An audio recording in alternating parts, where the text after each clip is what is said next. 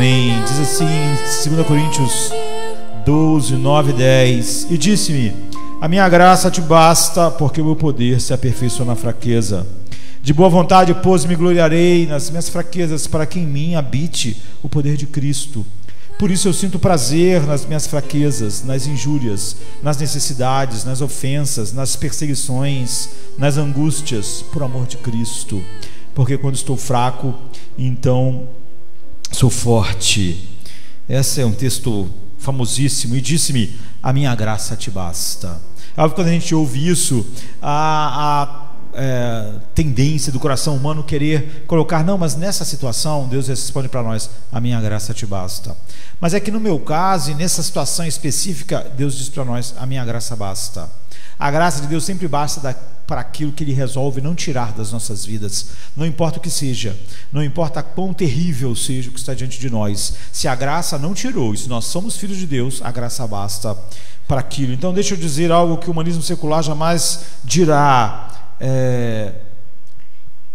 Se alguém disser que conhece o remédio para todas as doenças, um remédio que cura tudo, você diz: não, mas meu problema é no fígado, então esse remédio é bom. Ele, para o fígado, ele é ótimo.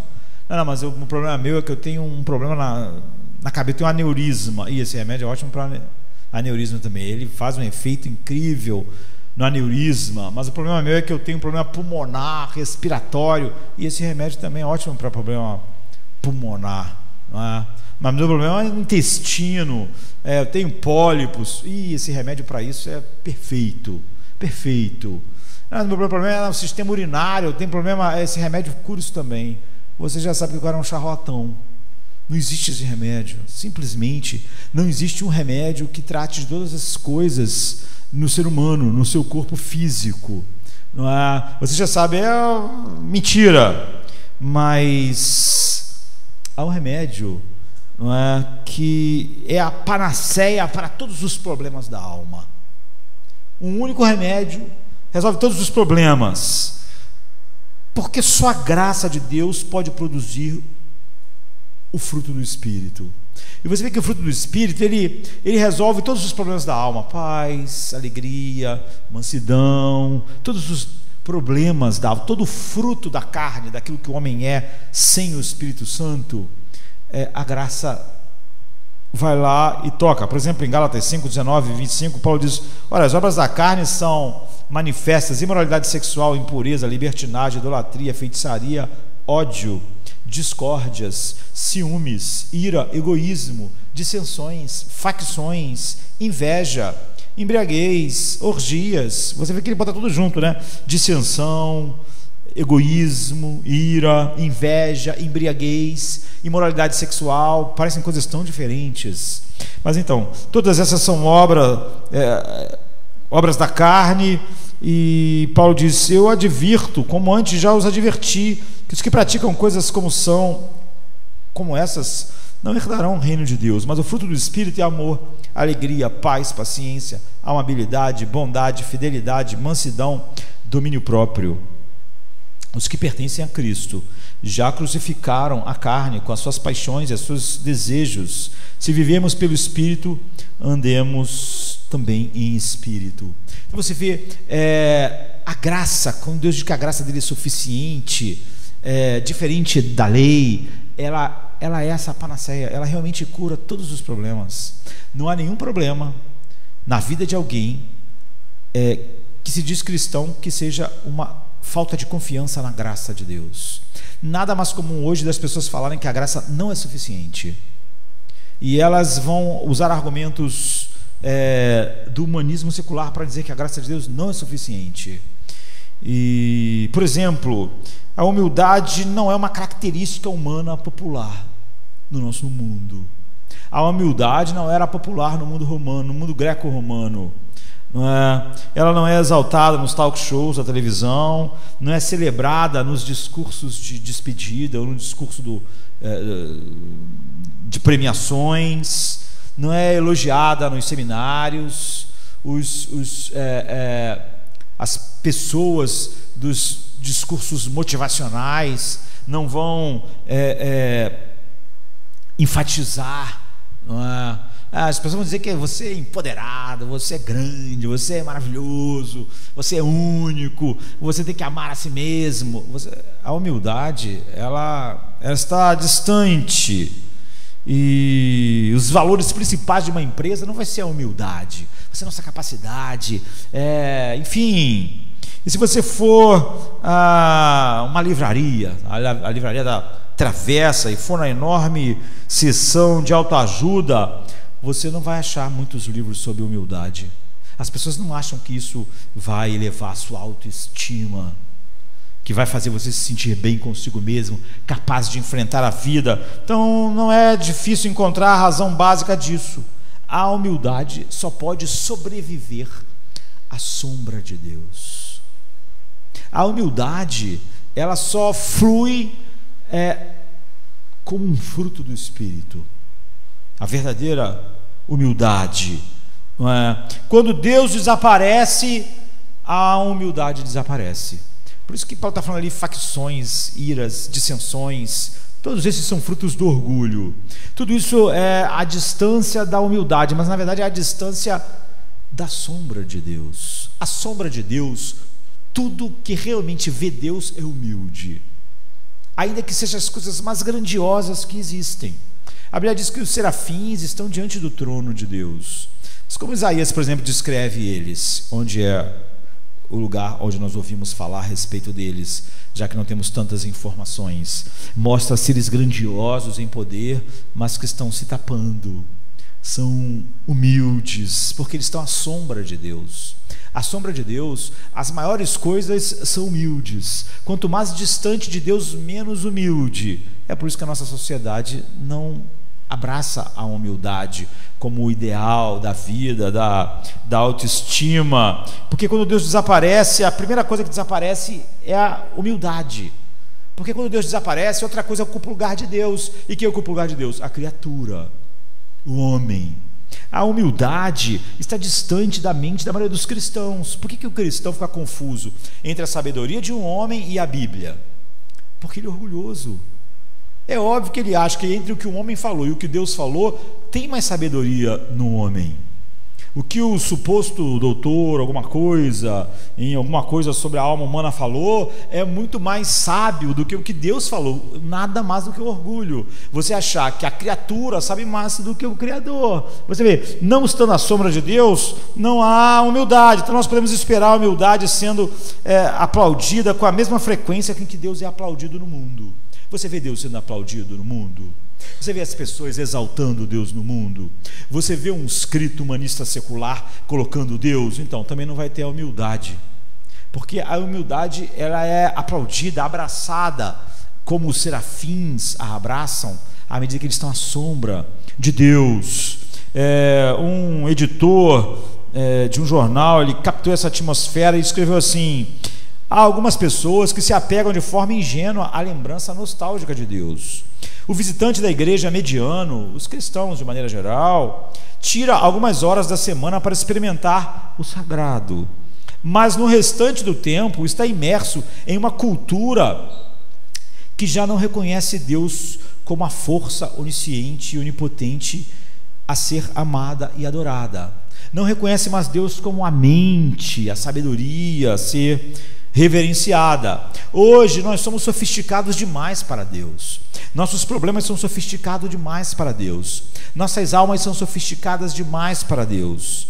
Podemos nos equilibrar sozinhos através do humanismo. Estamos preparados e prontos para escolher e definir nossa própria existência. Numa atmosfera como essa, a humildade morre. E aí tu tem aquilo que Paulo estava descrevendo como a obra da carne: facções, invejas, porfias, lutas.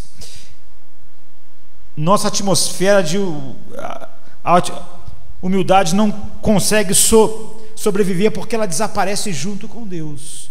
Quando nós não estamos à sombra de Deus, o pior ser consegue ser orgulhoso. Um demônio é orgulhoso. Longe de Deus. Longe de Deus, Satanás é orgulhoso. Perto de Deus, um serafim é humilde, apesar dele estar muito acima e elevado em relação a Satanás. Mas você vê como ele está à sombra de Deus, ele é humilde. Satanás, em seu horror, como ele está longe de Deus, ele é orgulhoso. Então, quando Deus é negligenciado, o Deus em segundo lugar entra em cena. E qual é o Deus em segundo lugar? O homem. Quando a sabedoria de Deus é negligenciada, você vai exaltar a sabedoria do homem. Quando as capacidades infinitas de Deus são negligenciadas, você vai exaltar a capacidade humana. E isso, por definição, é o oposto de humildade. A saber, o espírito arrogante, chamado orgulho, é o ar que você respira. Está nos talk shows, está nos seriados que você vê, está nas novelas, está nos livros que você lê, está nos artigos da internet, está em todas as mídias. A arrogância humana. E nosso propósito, então, é declarar que o espírito arrogante é uma forma mais profunda de incredulidade. Quanto mais distante você está da sombra de Deus, mais arrogante o ser é. E não importa quão horrível e distorcido ele seja, como Satanás é, ele é orgulhoso. E um modo de combater a incredulidade e o orgulho consiste então em ouvir. Por que as pessoas têm dificuldade em ouvir Deus dizer assim: a minha graça te basta? Porque nós achamos que a nossa sabedoria, como nós enxergamos a vida e como as coisas deviam ser, é muito melhor. O que é isso senão arrogância? Se Deus diz para Paulo: a minha graça te basta, quem é Paulo para entender todas as coisas que compõem a vida, para dizer para Deus que ela não basta, a não ser a arrogância? Então, confiar em Deus e ser arrogante são opostos. Em Provérbios 28, 25 diz: o orgulhoso de coração levanta contendas, mas o que confia no Senhor prosperará. Há um famoso, um dos melhores puritanos, chamado Stephen Chernock, escreveu sobre os atributos de Deus como ninguém. Ele diz assim: a fé orgulhosa é uma contradição tão forte quanto um demônio humilde. Ou seja, alguém cheio da graça verdadeira, orgulhoso, é tão contraditório quanto você dissesse que encontrou um demônio humilde. Porque o demônio é a essência do orgulho, da autossuficiência. Já a fé na graça de Deus é a essência da impotência. Você sabe que recebe tudo de Deus e em você mesmo você não é nada. Não importa quão glorioso seja as coisas que Deus te deu, de tal maneira que um serafim, apesar de ter recebido tanto poder, tanto esplendor e tanta glória, não é nada diante de Deus. Ele sabe disso e se tapa diante dele. Então, para que a gente enxergue porque fé e orgulho são opostos, nós temos que trazer à nossa memória o significado da fé. Nunca esqueça o significado da fé. Hoje, na quinta-feira, nós estávamos definindo a fé salvadora com Tiago dizendo que os demônios creem e estremecem. Nós estávamos vendo, então, como tudo que o diabo pode fazer não é algo que flua da verdadeira espiritualidade. Se aquilo é o que o diabo pode fazer, aquilo não é salvador, porque não pode ser uma obra da santidade nem do Espírito Santo, já que o Espírito Santo não está trabalhando em nada em Satanás. Então, o cerne da fé bíblica em Jesus é ir a Jesus para a satisfação de tudo que você é. Não há nada que Deus tenha criado em você que não foi criado para Cristo, ou seja, que não foi criado para encontrar satisfação em Cristo, em Deus. Jesus disse assim em João 6,35: eu sou o pão da vida, aquele que vem a mim nunca terá fome, aquele que crê em mim nunca terá sede. Com base nisso, a gente já extraiu aqui, meditando outras vezes, a verdade é que crer em Jesus significa ir a Jesus para satisfação. Você não vai a Jesus para crer em determinadas verdades, simplesmente. Você vai ali para satisfação. O teu coração fica satisfeito, tua alma fica satisfeita, porque você vai a Ele como pão e água. Você vê, essa fé Satanás não pode ter. Ele pode ter as crenças certas, ele pode ter afeições, sentimentos que fluem dessa fé correta, em quem Cristo é. Por exemplo, ele pode estremecer, mas ele não pode se satisfazer com Cristo. Jesus nunca vai ser o pão da vida para Satanás, nunca vai ser água. Ele nunca vai ficar satisfeito com a beleza e com quem Cristo é. Então a incredulidade é o quê? É você se afastar de Jesus para se satisfazer em outra coisa que não seja Ele. Quando você acredita que alguma coisa vai te dar uma satisfação que Jesus não dá, você se afasta de Jesus para ter aquilo. Qualquer coisa que você se afasta de Jesus para ter, é porque você acredita que aquilo vai te dar mais prazer do que Cristo, mais consolo do que Cristo, mais paz do que Cristo. Essa é a definição bíblica do pecado. Se você acha que um relacionamento vai te trazer alegria, paz e gozo, a ponto de você achar que vale a pena quebrar a comunhão com Cristo, é óbvio que você acha que Jesus não poderia te dar alegria, paz e gozo que aquele outro relacionamento vai te dar, ou que aquela outra coisa vai te dar. Essa é a essência do pecado. Então, crer na Bíblia, crer em Cristo, a fé salvadora, como nós vimos, não é apenas concordar com a mente de que o que a Bíblia diz é verdade, que Jesus é quem Ele é, de que o Pai é quem Ele é, que o Espírito Santo é quem Ele é, que eles fizeram o que fizeram, que Ele morreu na cruz. Isso não é apenas concordar com a mente, é também o desejo por Deus no coração, um anseio que se apega unicamente a Jesus para satisfazer esses anseios, de tal maneira que Jesus diz assim: aquele que vem a mim nunca terá fome, aquele que crê em mim nunca terá sede. Você vê, as pessoas foram para Cristo para não ter nunca mais sede. Elas foram a Cristo, quem realmente foi levado pelo Espírito, para nunca mais ter fome. Satanás crê em Cristo corretamente, estremece, mas ele não tem nenhuma satisfação. Mas Jesus diz que se alguém foi levado pelo Espírito a Ele, essa pessoa não tem mais sede, não tem mais fome. Então é óbvio que se alguém foi a Cristo, creu em Cristo, mas continuou sem satisfação dos seus anseios mais profundos, ele tem o que o diabo tem, um assentimento intelectual. Ele acredita em coisas sobre Cristo que são verdade, sobre Deus que são verdade, mas ele não creu em Cristo da forma que a Bíblia descreve. Por isso a vida eterna não é concedida a quem meramente pensa que Jesus é o Filho de Deus, ou acredita que Jesus é o Filho de Deus. Ela é dada a pessoas que bebem de Jesus como Filho de Deus. Não basta você crer que Ele é o Filho de Deus, você tem que beber dele, você tem que comer dele como Filho de Deus, de tal maneira que quando Jesus vai descrever a vida eterna, ele diz assim em João 4,14: a água que eu lhe der se tornará nele uma fonte de água a jorrar para a vida eterna. Ou seja, ele vai ficar satisfeito, mas tão satisfeito que essa fonte de satisfação nunca vai parar, ela jorra para a vida eterna. É a vida eterna. Ele está dizendo o seguinte: vida eterna é satisfação em mim. Vida eterna é estar eternamente satisfeito em mim, como o Pai está satisfeito em mim. E Ele também é o pão da vida, e quem se alimenta dele para obter sustento e satisfação. O que a gente fala? Pão. A Bíblia diz: não só de pão viverá o homem. Está falando da comida de uma maneira geral. A gente vai para a comida, a gente come café da manhã, almoço, janta, buscando o que, queridos? Sustento. Sim, precisamos de sustento. Nosso sistema funciona extraindo energia do alimento, mas a gente busca outra coisa no alimento. A gente busca sustento e satisfação. Por isso que para nós a gente não come só uma barra com gosto de nada que tem as proteínas e vitaminas necessárias. Nós gostamos da comida, nós gostamos do gosto, nós gostamos do sabor. A Bíblia está dizendo que crer em Cristo é se satisfazer com Ele e tirar dele todo o poder vital.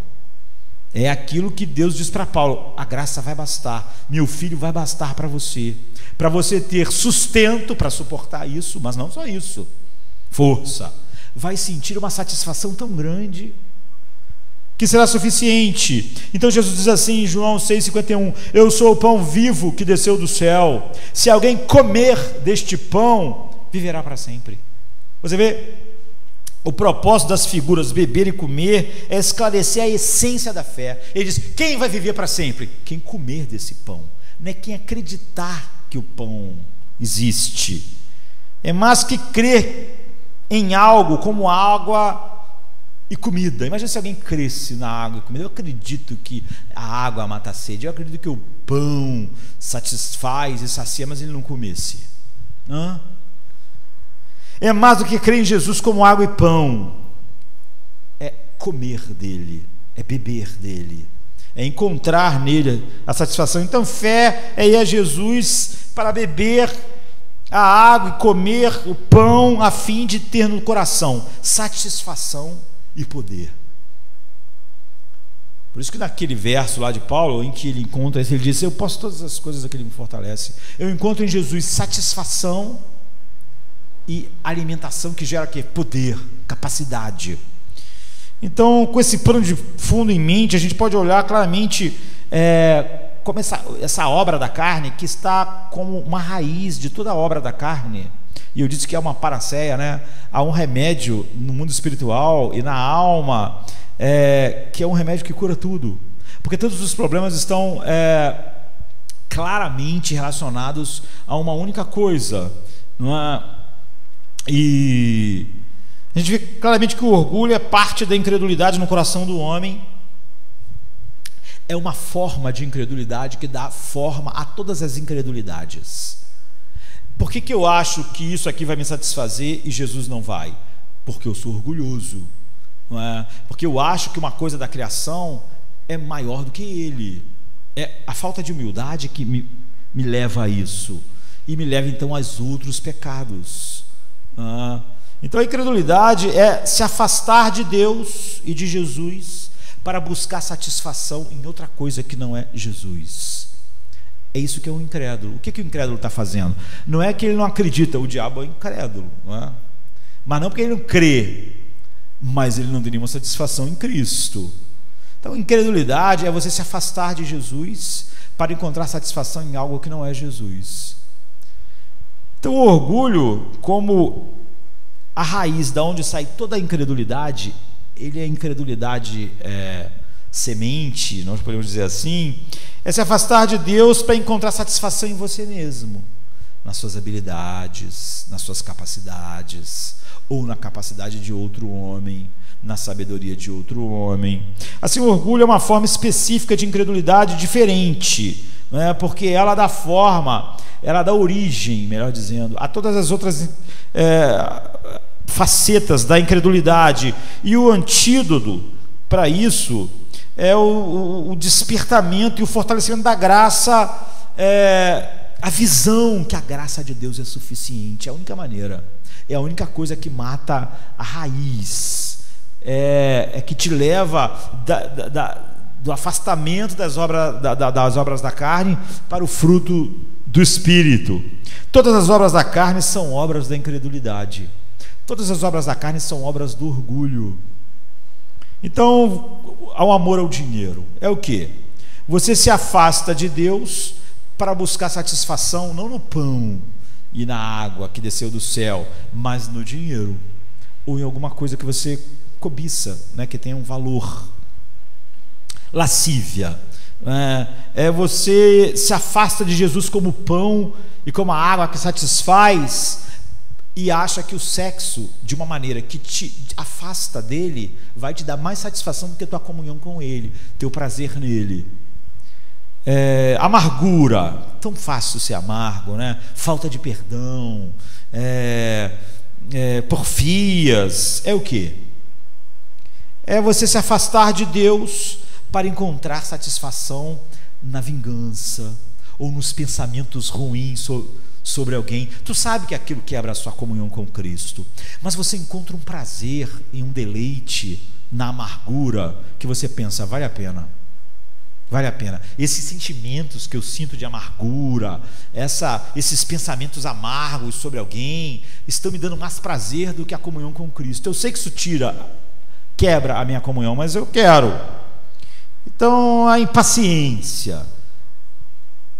Nós podemos dar explicações humanistas para essas coisas, mas a impaciência é você se afastar de Jesus como pão e água para o seu próprio plano de ação. Você acha, Deus não sabe a hora certa das coisas, Deus não sabe. Você vê, é uma forma de orgulho, eu sei melhor.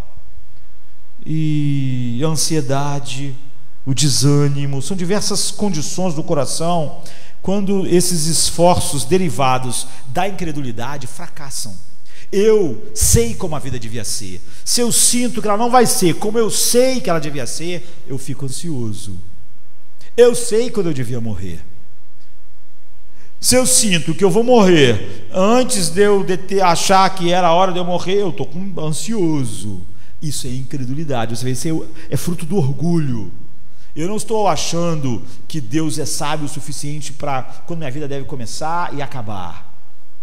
E o desânimo, por que eu estou desanimado? Eu achava que a vida devia ser de uma maneira, mas Deus não está fazendo as coisas direito. Se Deus estivesse fazendo as coisas direito, fazendo as pessoas fazerem as coisas direito, eu estaria animado, mas agora está dando tudo errado, as minhas ideias não estão funcionando, e eu estou desanimado. Orgulho, arrogância.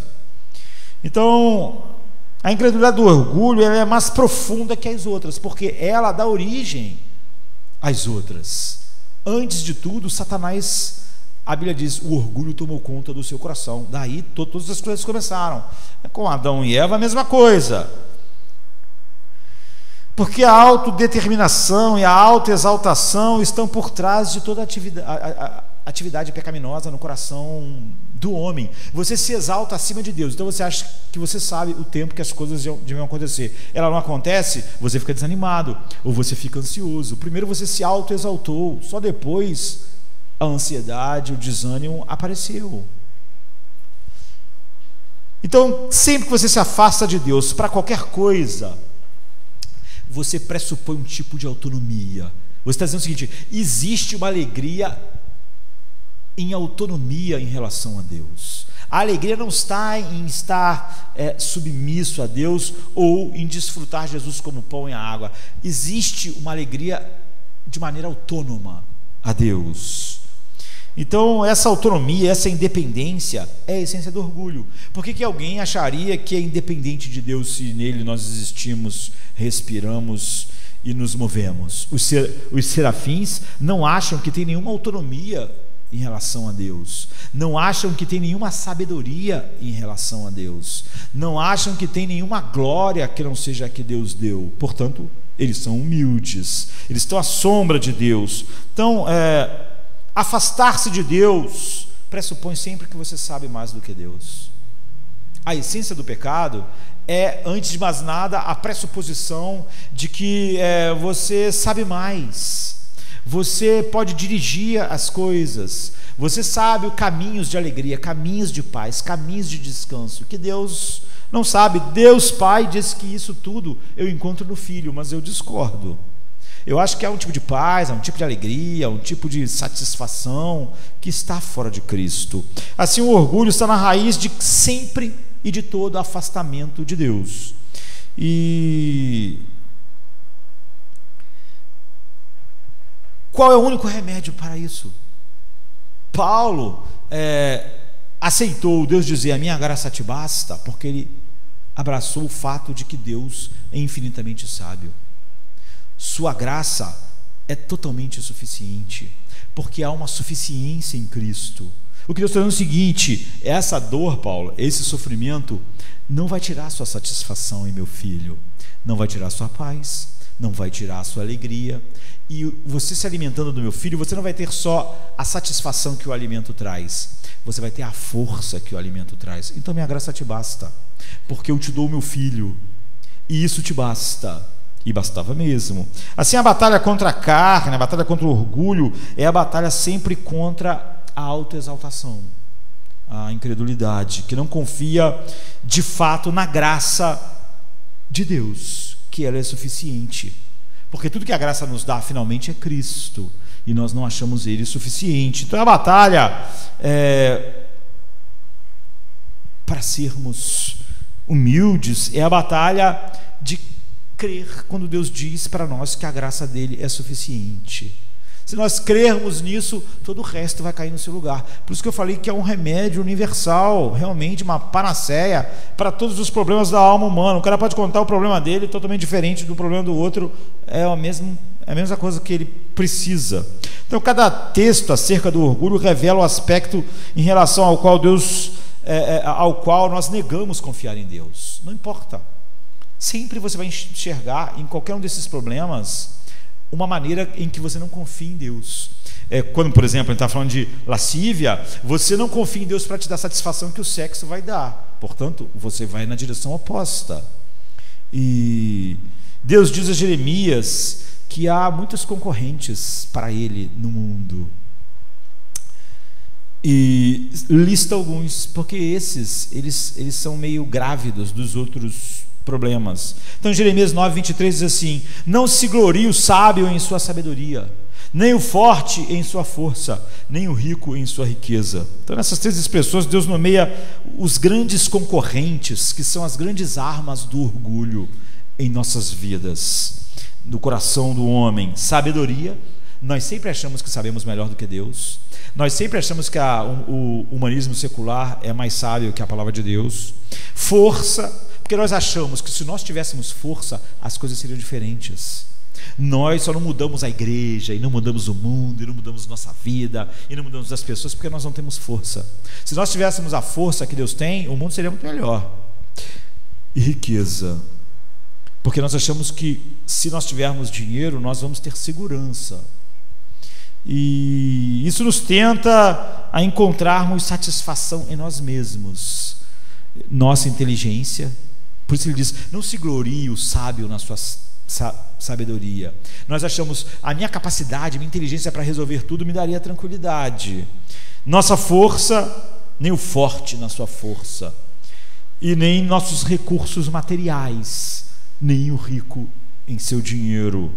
Então, cada um desses elementos nos seduz para longe da confiança em Deus. Esse é o problema deles. Com a satisfação superior, nós achamos, se eu tivesse uma capacidade enorme, eu ia resolver os problemas. Me afastei de Deus para mim mesmo. Se eu tivesse mais força, eu ia ser capaz de resolver isso. Nos afastamos de nós para nós mesmos. Se eu tivesse mais dinheiro, eu teria recursos para fazer o que é necessário. Nos afastamos de Deus para nós mesmos. E sempre que nos afastamos de Deus para nós mesmos, é a essência do orgulho. Então, é radicalmente humilhante confessar que a fonte de toda alegria reside fora de nós. A fonte de toda alegria é Cristo. A fonte de toda paz é Cristo. A fonte de todo descanso é Cristo.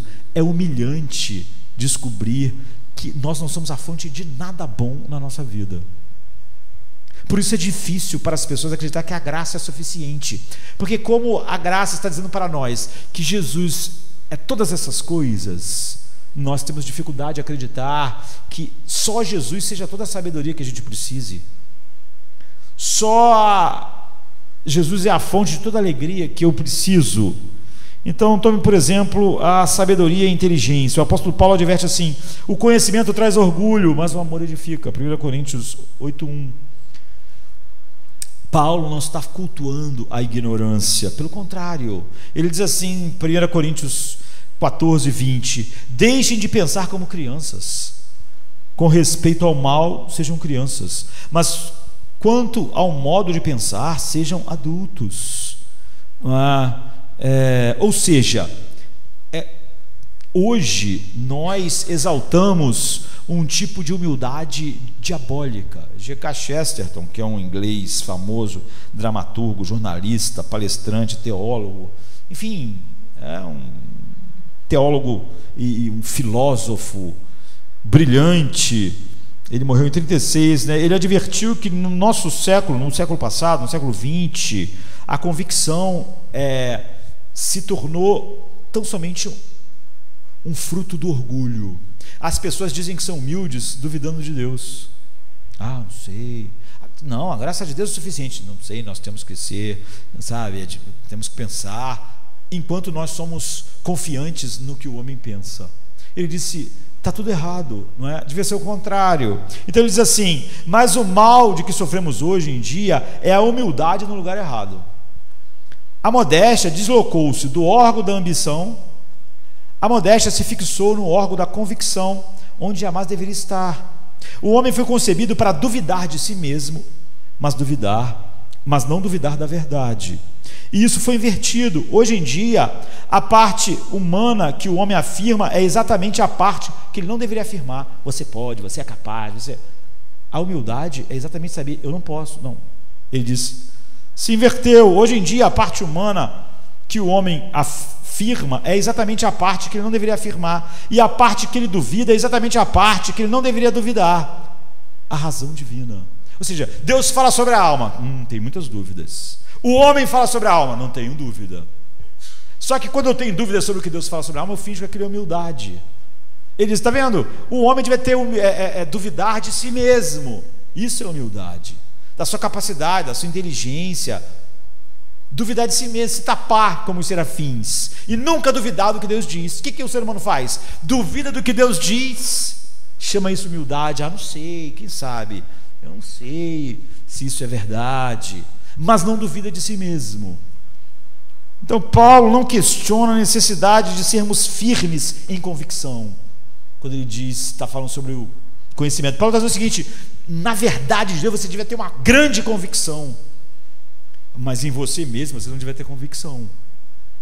E é o oposto, é o que Chesterton está dizendo.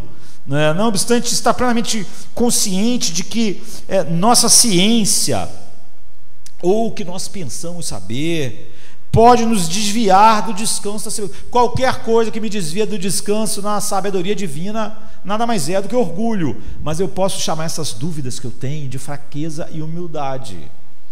Então a faculdade do conhecimento nos foi dada para conhecermos Deus e não para sermos mais sábios do que Ele. Quando nossa faculdade da mente é totalmente submissa à verdade de Deus, nós temos a mente que ela devia estar humilde. E nós sabemos como o mundo se relaciona com Deus, como nossa alma se relaciona com Deus, como nossa alma se relaciona com todas as coisas de uma maneira correta. Então uma das primeiras coisas que aprendemos quando conhecemos como se deve é a palavra de Jesus, que diz assim em Mateus 16, verso 17: isso não lhe foi revelado por carne ou sangue, mas pelo meu Pai que está nos céus. Está vendo? A maior revelação que Pedro recebeu não veio dele mesmo, não veio de um insight filosófico, não veio de um pensamento humano. Todo verdadeiro conhecimento depende de Deus. Se não depende de Deus, não é verdadeiro conhecimento.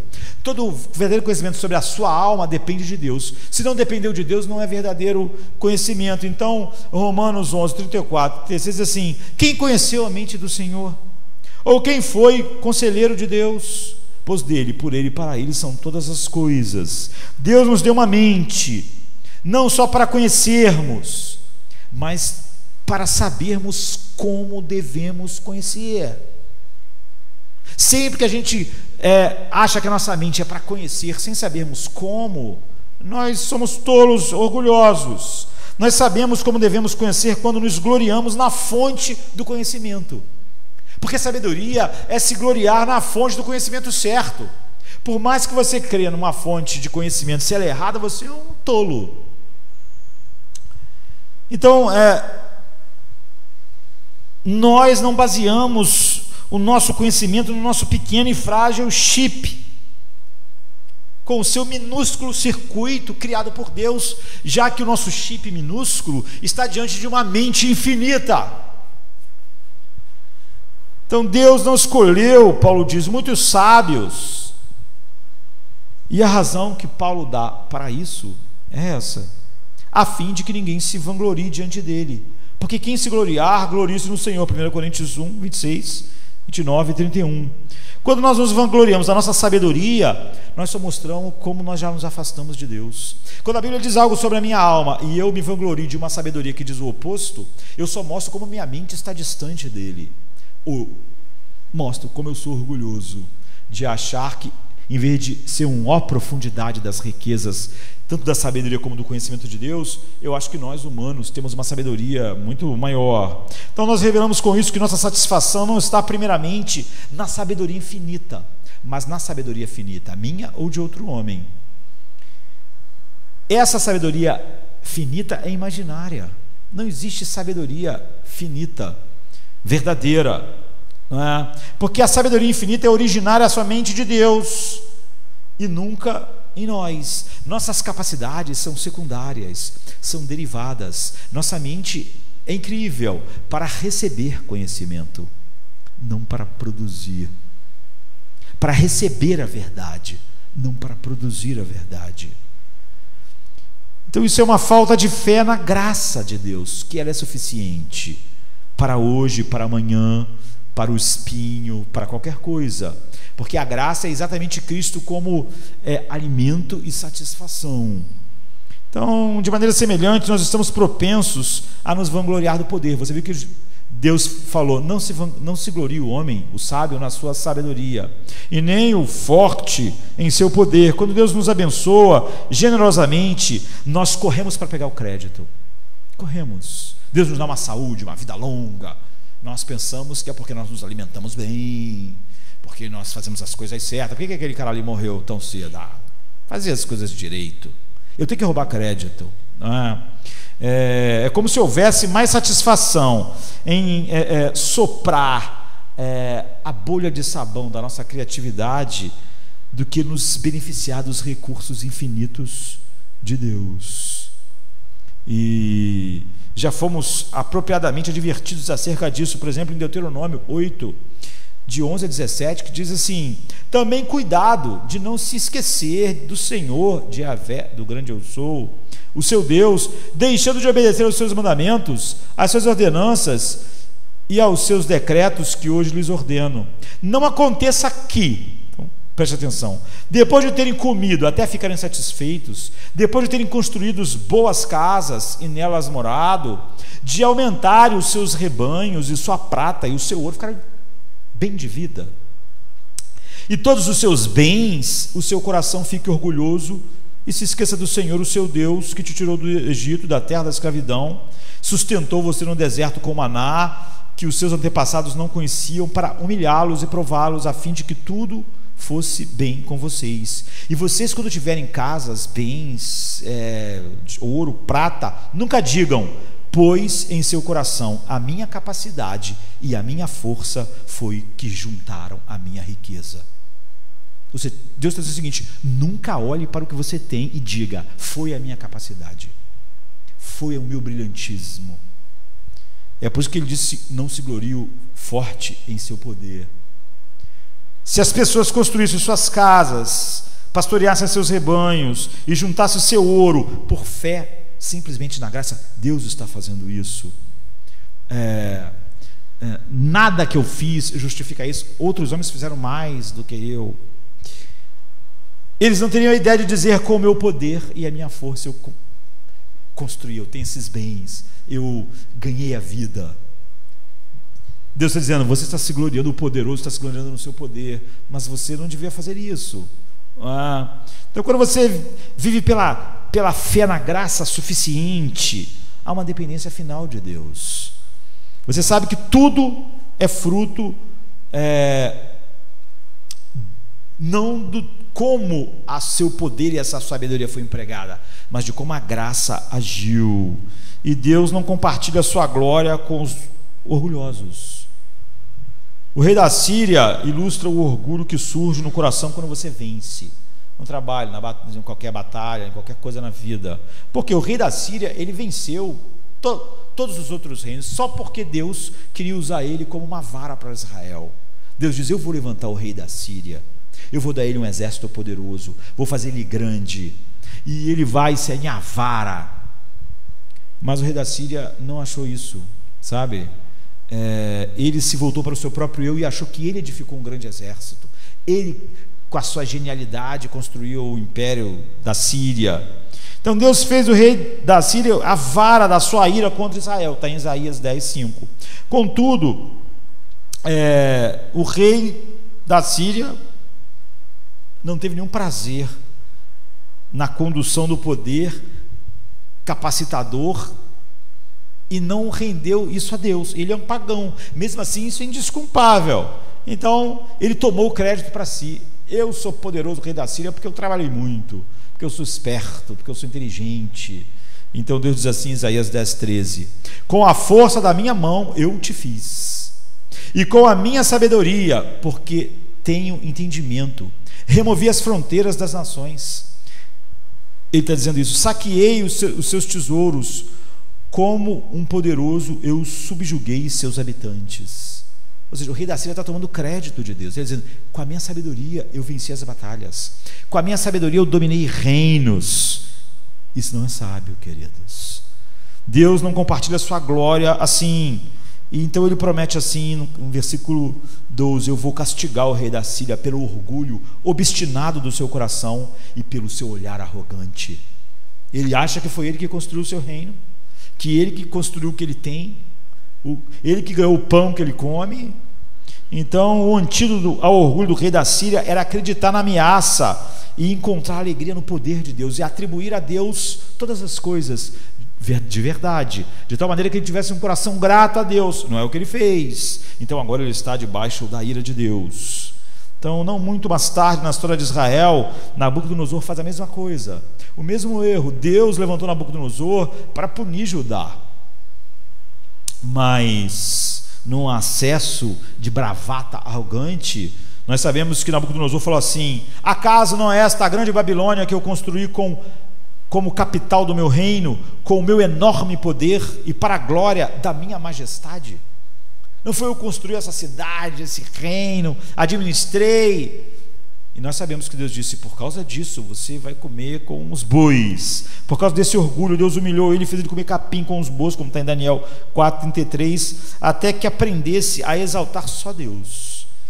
E quando ele aprende isso, ele aprende de uma maneira cabal, né? Porque ele diz assim: todos os povos da terra são como nada perante Deus. Ele age como agrada com os exércitos dos céus e com os habitantes da terra. Ninguém é capaz de resistir à sua mão ou dizer-lhe o que fazes. Agora eu, Nabucodonosor, louvo e exalto e glorifico o Rei dos céus, porque tudo que ele faz é certo e todos os seus caminhos são justos, e ele tem poder para humilhar aqueles que vivem na arrogância. Aprendeu, não é? Diferente do rei da Síria. Nabucodonosor é o seguinte: Deus deu tudo que eu tinha, eu atribuí a mim mesmo, era um arrogante. Então ele humilhou o arrogante. Então o antídoto ao orgulho de Nabucodonosor não foi apenas um novo conhecimento na cabeça, mas um júbilo no coração. Porque você vê que Nabucodonosor não está dizendo assim: ah, Deus é tudo, ele pode humilhar quem ele quer e ele me humilhou, Deus é assim. Ele não, ele exalto, eu exalto. Só saber que Deus faz isso não mostra nada no seu coração que realmente seja verdadeiro, porque o Satanás sabe que Deus humilha, que Deus acaba com a arrogância, mas ele não diz: eu exalto e me alegro na soberania de Deus. Mas ele aqui sim, ouve que louvor, exaltação revelam um despertamento da fé, um despertamento de uma alegria em Deus, por Deus ser Deus. Então ele estava satisfeito com a prerrogativa de Deus, que se quisesse, fizesse ele comer capim com boi. Ele disse: Deus tem esse direito, ele faz o que ele quiser, e ele está certo, porque tudo é dele. Você vê, ele está se regozijando na graça soberana de Deus. Deus não é obrigado a nada, a graça dele pode tudo, e nós nos gloriamos apenas na graça de Deus. É o que Deus tinha dito para Paulo: minha graça te basta. Praticamente emparelhado com a sabedoria e o poder, talvez a maior tentação ao orgulho seja o dinheiro. Por quê? Porque com dinheiro a gente acha que tem os recursos para que o nosso intelecto, no qual nós nos gloriamos, e o nosso poder possa ser colocado em prática. Porque a gente pode achar: olha, eu tenho capacidades, mas não tenho dinheiro. Eu tenho inteligência, mas eu não tenho dinheiro. Porque se eu tivesse dinheiro, então eu ia conseguir consertar tudo, ia saber fazer tudo, tudo ia ser maravilhoso, se o poder estivesse comigo, se o dinheiro estivesse comigo, porque eu tenho as capacidades, eu tenho a sabedoria. E então com ele a gente pode comprar recursos para o nosso intelecto e recursos para o nosso poder, que são as duas coisas que Deus disse: não se alegre o homem, não se glorie nem no poder, nem na sua sabedoria. E nós achamos que o dinheiro vai dar as capacidades que nossa sabedoria e capacidades precisam. Assim, a riqueza é um grande símbolo de autossuficiência. Nós achamos que quanto mais dinheiro nós temos, mais nós estamos na direção das nossas vidas. De tal maneira que a gente acha que se tiver dinheiro, a gente fala assim: minha vida está, o meu futuro está garantido. A gente é igual aquele homem que disse: come, bebe e descansa, porque juntaste dinheiro para muitos anos. E Jesus disse que foi dito a ele: louco, essa noite pedirão a sua alma. o teu dinheiro não te dá nada, mas você acredita nisso.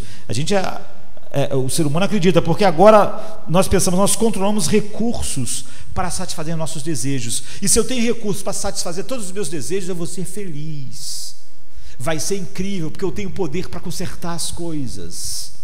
E o resultado é descrito por Deus em Oséias, capítulo 13, verso 6, que diz: quando eu os alimentava, ficavam satisfeitos. Quando ficavam satisfeitos, se orgulhavam, então me esqueciam. Entende? Quando eu dava coisas a eles, eles ficavam satisfeitos. Quando ficavam satisfeitos, eles ficavam orgulhosos, como se não tivesse sido eu que dei. Aí eles me esqueciam. O orgulho é uma questão de onde está a sua satisfação. Sempre que você não se satisfaz na graça de Deus, que ela não basta, é o orgulho. O orgulho mostra que você não se satisfaz em Deus. Portanto, se aquilo que ele diz que vai ser suficiente não é suficiente, é a arrogância falando. Então, quando eu os alimentava, vocês ficavam satisfeitos, mas não em mim.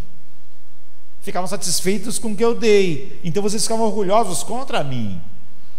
Então, outra maneira de dizer é que o orgulho é uma questão do elemento em que você confia em relação ao futuro. Se você confia que se você tiver saúde no futuro vai estar tudo bem, é o orgulho. Se você acredita que se você tiver dinheiro o teu futuro vai estar bem, é o orgulho. Se você acredita que se você tiver uma pessoa o teu futuro estará bem, então é o orgulho. Aquilo que você confia que vai te satisfazer no futuro, que não é Deus, é o orgulho. Paulo podia saber que a graça ia satisfazer porque ele acreditava que Deus satisfaria ele independente de todas essas coisas. Isso é o oposto do orgulho, é a humildade. Então, daí que Deus usa a linguagem da confiança para acusar o orgulho de Israel. Em Jeremias 49:4, ele diz assim: por que você se orgulha dos seus vales? Por que se orgulha dos seus vales tão frutíferos, dessas riquezas? Ó filho infiel, você confia em suas riquezas e diz: quem me atacará? Ele está dizendo para ajudar. Vocês têm vales, plantações, riquezas, exércitos, e vocês estão dizendo: quem vai nos vencer? Quem vai nos derrotar? Israel confiava então no dinheiro para tornar seu futuro seguro dos exércitos invasores. Ele falou: quem vai nos atacar? Que exército vai ousar nos atacar com as armas que nós temos, com o dinheiro que nós temos, com a sabedoria que nós temos? Tudo aquilo que Deus disse que você não devia se gloriar. E esse é o problema. O povo de Israel foi seduzido e desviado para uma desilusão de falsos prazeres, que não era Deus. Tesouros que são dádivas da graça de Deus, mas são só fruto da graça. O que não devia, se realmente nós recebemos como graça de Deus, algo que Deus está nos dando soberanamente, sem que nós mereçamos, gera humildade em nós, mas aqui está gerando orgulho. Eles não viam como fruto da graça. Por isso os israelitas vão furar a mão quando se apoiarem neles e não em Deus. O que Deus diz que esses bens, essas coisas, nossa sabedoria, quando a gente se apoiar nela, igual você se apoia em algo para não cair, aquilo vai furar a sua mão, em vez de ser um apoio, porque você devia se apoiar só em Deus. Então Paulo pergunta a esse povo, ele perguntaria ao povo de Judá, como ele fez aos coríntios, em 1 Coríntios 4:7: o que você tem que você não recebeu? E se você recebeu, por que você se orgulha, como se não tivesse recebido? Tudo que temos, recebemos de Deus. Nossa roupa do corpo, o pão que nós comemos, a casa que nós moramos, o cabelo que nós temos, os olhos que nós temos, o corpo que nós temos. Paulo está dizendo: se tudo que você tem, você recebeu de Deus, e se você não merecia o que você recebeu, por que você se orgulha nessas coisas, como se não tivesse recebido? É por isso que a Bíblia nunca se cansa em nos dizer: nenhum rei se salva pelo tamanho do seu exército, nenhum guerreiro escapa por sua grande força. O cavalo é vã esperança de vitória, apesar da sua grande força, é incapaz de salvar. Salmo 33, 16, 17. Você pode comprar um exército de guerreiros com dinheiro, você pode com a riqueza comprar muitos cavalos, Deus está dizendo, mas isso não será a sua vitória. Mas se o Senhor que decidir a sua ruína, essas coisas não vão te salvar. Nós vimos como num dia caiu 70.000 pessoas do exército de Davi, e ele não pôde fazer nada. A graça suficiente, não a força militar. Deus está dizendo, é a tua esperança. A tua esperança é minha graça te basta. A força militar, a força do dinheiro, a força da sua sabedoria não é uma esperança para você. Esperar nisso é orgulho. A força, a sabedoria humana tua, ou de qualquer ser humano, o humanismo secular, não é a sua força, é a sua ruína, é a sua arrogância. E é por isso que os versículos seguintes, no Salmo 33, apontam para um tesouro alternativo, no qual e no único nós podemos depositar nossa confiança. Porque diz, mas o Senhor protege aqueles que o temem, aqueles que firmaram a esperança no seu amor. Nossa esperança está no Senhor, Ele é o nosso auxílio e a nossa proteção. Nele se alegra o nosso coração, pois confiamos no seu santo nome. Salmo 33, 18, 20 e 21. Ele está dizendo o contrário, está vendo? Nós não confiamos nos carros, nós não confiamos nos cavalos, na nossa sabedoria, nas nossas estratégias militares, nas nossas capacidades, nas nossas habilidades, mas no amor de Deus, na suficiência da sua graça.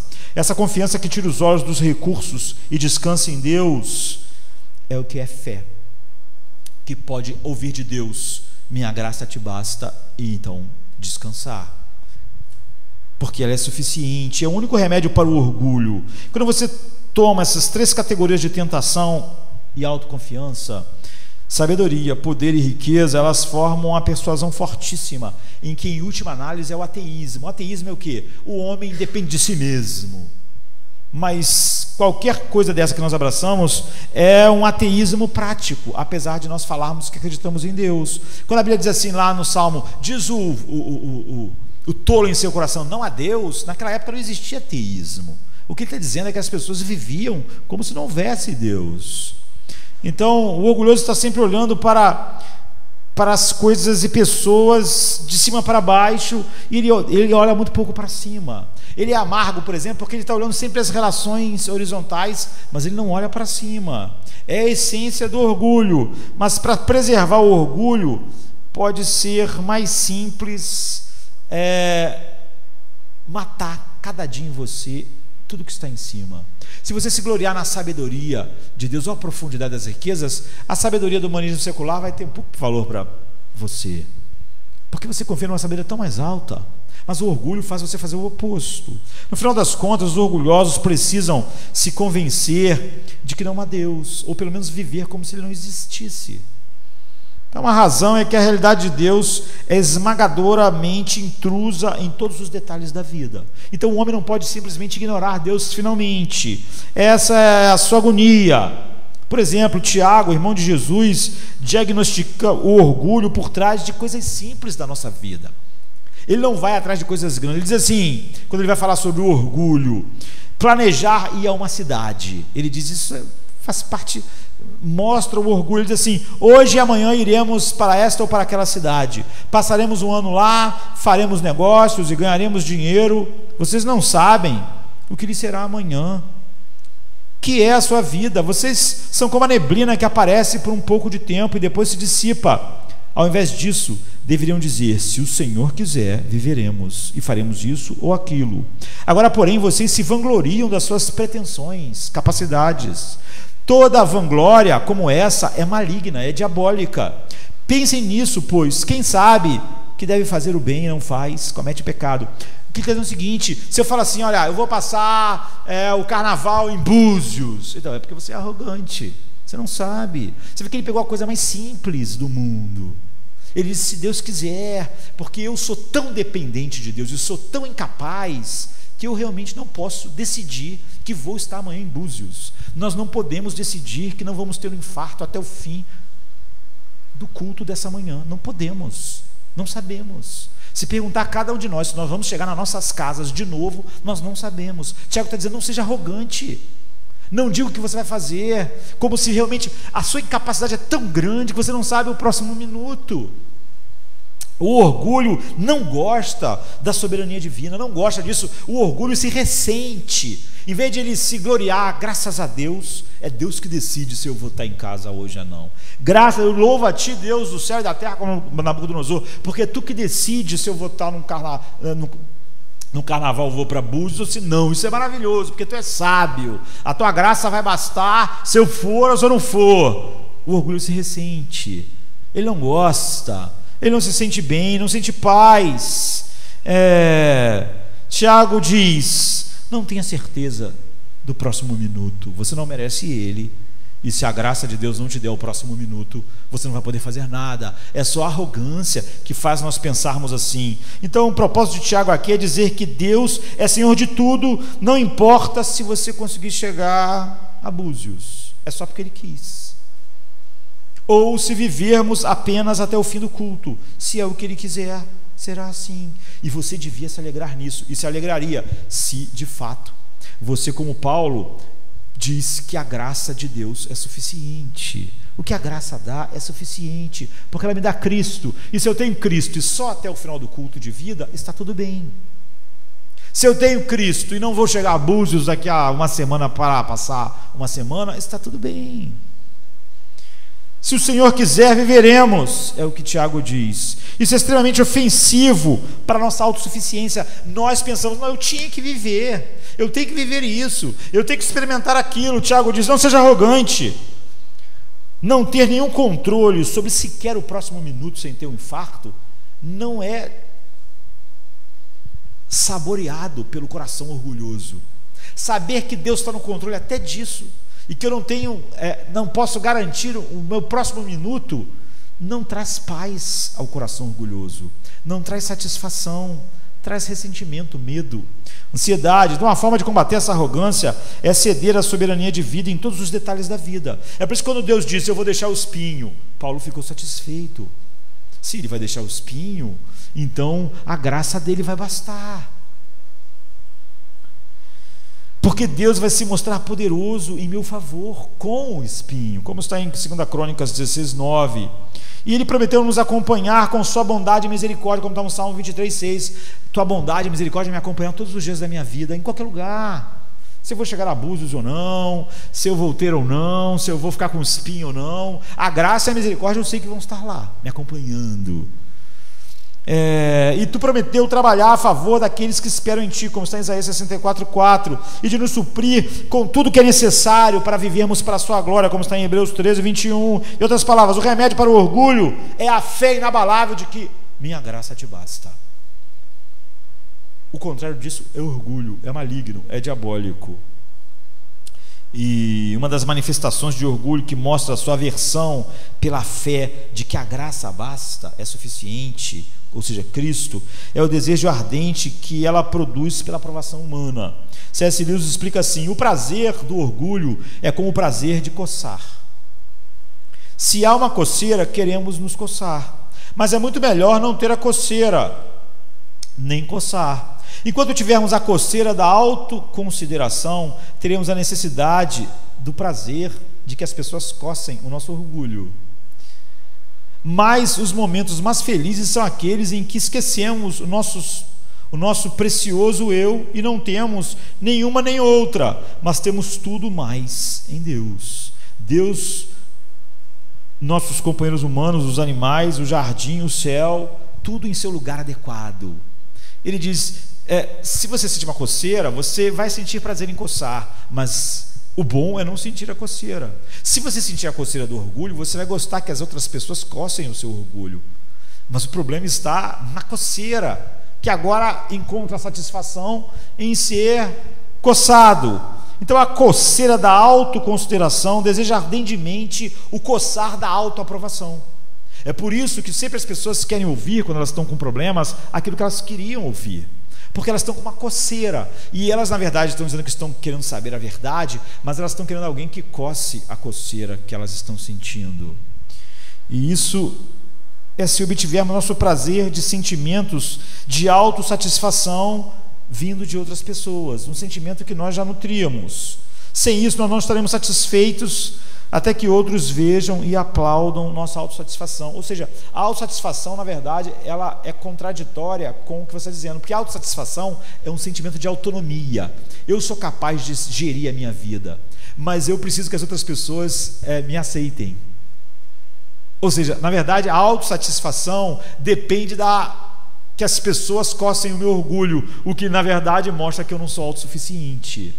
É uma coisa contraditória. Essa é a causa da descrição de Jesus dos escribas e fariseus. Ele diz assim em Mateus 23, 5 a 7: tudo que fazem é para serem vistos pelos homens. Eles fazem seus filactérios bem largos e as franjas das suas vestes bem longas, gostam do lugar de honra nos banquetes e dos assentos mais importantes nas sinagogas, de serem saudados na praça e de serem chamados de mestres. Mateus 23, 5 a 7. Isso é irônico, eles gostam disso, porque eles se acham grandes, autossuficientes, mas eles não são suficientes, né? Tanto é que eles precisam que as pessoas achem eles grandes, achem eles assim. Eles, se fossem autossuficientes, não dependiam de nada, nem de ninguém, mas eles dependem. Então é evidente que é uma lacuna na chamada autossuficiência. O eu nunca foi projetado para se satisfazer. Então, quando ele se acha autossuficiente, ele não se satisfaz. Ele depende que outras pessoas tragam satisfação para ele. Você vê, porque ele não foi feito para isso. Nós somos apenas assemelhados a Deus. Nós não somos a coisa real. Deus é o único ser que não precisa, é autossuficiente de nada vindo de fora dele. Não precisa. A diferença é que nós fomos feitos para nos deleitarmos no que Deus é para nós, e não a criação. Mas Deus não foi feito para se deleitar em nada a não ser em si mesmo. E Ele não tem nenhuma necessidade fora de si mesmo. Nós, quando somos autossuficientes, nós só mostramos que nós não somos, porque nós dependemos da aprovação das pessoas, do aplauso das pessoas, precisamos dos melhores lugares, precisamos que as outras pessoas nos façam sentir importantes. Isso é inútil, esse ardente desejo pelo louvor dos homens, porque sinaliza o fracasso do orgulho. Como o orgulho não é capaz de nos dar aquilo que nós achamos que tínhamos, a autossuficiência. Jesus viu os efeitos terríveis dessa coceira pela glória humana, e ele mencionou em João 5,44: como vocês podem crer se vocês recebem a glória um dos outros, mas não procuram a glória que vem só de Deus, pela qual o coração do homem foi feito? A resposta é: vocês não podem. Vocês, enquanto tiverem uma coceira para que os homens te aprovem, a coceira do orgulho, Deus nunca vai coçar a coceira do orgulho, Deus tira, não é? Ele nunca vai coçar a coceira da autoaprovação, do poder, da sabedoria humana, do dinheiro. Ele vai dar uma satisfação em Cristo, que mata todas essas coceiras. Ele nunca coça. Então nós preferimos que outros homens nos cocem. Nós temos poder para as pessoas nos verem poderosas, vão coçar a nossa coceira de poder e nós vamos nos sentir bem, o que mostra a depravação do coração e não a fé na graça suficiente. E se você estiver inclinado a obter satisfação da coceira ou do coçar do aplauso do homem, você não tem mais satisfação em Cristo. É por isso que as pessoas dizem para mim várias vezes que não, Cristo, mas Ele não pode satisfazer tudo, não é suficiente para minha paz, alegria e gozo, eu preciso de outras coisas. É óbvio, você precisa da coceira, aplauso e das coisas que outras pessoas podem dar, porque você tem um senso de autoimportância, e em Cristo você só pode receber tudo por graça. A minha graça te basta, e Ele não é para você esse tesouro. Mas se você se afastar do eu como fonte de satisfação, se afastar do eu como fonte de satisfação é sinônimo de arrependimento verdadeiro, e for a Jesus para desfrutar de tudo o que Deus é por graça em Cristo para nós, isso é sinônimo de fé verdadeira. Então a coceira de todas essas coisas vai ser substituída por uma fonte que jorra para a vida eterna. É assim que todas aquelas coisas daquela lista são afastadas. Você vê, é um remédio que é uma panaceia,